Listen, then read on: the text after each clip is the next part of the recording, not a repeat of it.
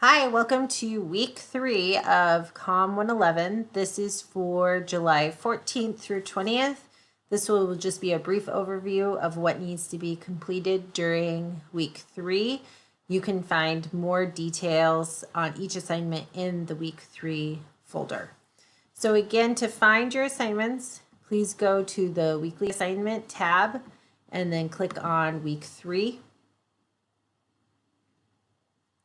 And we'll be looking at the outline for week 3. So again, this is July 14th through 20th. The first thing that you will need to do is again give feedback on the second speaking prompt. So you completed that just like you did in week 2 for speaking prompt 1. This week you will be giving feedback for speaking prompt 2. If you did not receive full credit for that assignment, remember that's worth 20 points. Be sure to read through the comments that I gave you so that you know what you need to do to receive full credit. If you're confused at all, please make sure that you reach out to me. The second thing that you need to do is to participate in this week's discussion board. Again, make sure you look through the feedback you've received to see if anything needs to be done differently as you move into week 3. The third thing is to complete your third speaking prompt. So you've completed 2 speaking prompts at this point. I will try to get your feedback to you by Tuesday of this week so that you can use that feedback and apply it to your third speaking prompt. For your reading, you have 2 chapters from Interpersonal Communication, Chapter 8 and Chapter 11. And then you also have Chapter 8 from Communication in the Real World. So 2 Chapter 8s from 2 different textbooks. That's also listed on the assignments themselves. So just make sure that you're looking at the correct text when you answer those questions. For your final speech during week 2, I asked you to submit topic ideas, and I have given you feedback on those topics.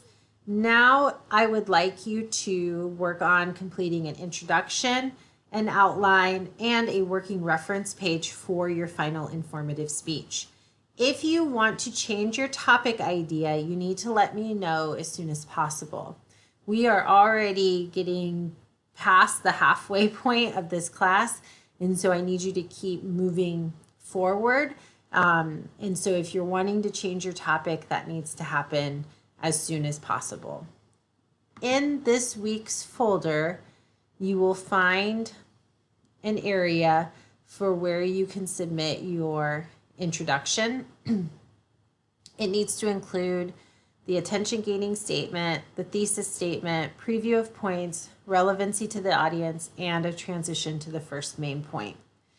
If you are confused on how to do that, a reminder that week 2 included a PowerPoint presentation about each component of the informative speech, and that included the introduction. So you may want to go back and look at that again before writing your introduction. Also this week, I would like you to try or start working on your outline and then your working reference page. Remember that you need a couple of references for this final speech, so those should be starting to come together as you write your outline. If you would like some help on your outline, this is a link for a Google Doc that is a basic outline.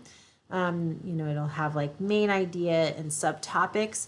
You do not have to use this, but if you struggle with organization, this can be really helpful. So you need to have your outline be clearly labeled however you choose to do it. It can be full sentence or it can be keyword. It's totally up to you. It doesn't really matter to me, whatever is the easiest for you and makes the most sense for you because it's your speech that you're working on. In this week's folder, I've also included the speech examples. Please keep in mind that some of these are from COVID years, so they don't have audience members, but you are required to have 5 adults in your audience when you present your speech. There are some other resources here that you may find helpful for your informative speech. There's a handout on transitions, speech structure, some steps for outlining, and then some conclusion and introduction ideas. If you are struggling with any of these pieces or components, please make sure that you reach out to me so that I can help you with them. Also, just a reminder that your interpersonal paper is due by the end of the class. If you have not started in on that, you may want to start looking at who you're going to interview or what topics you are going to use for that final paper.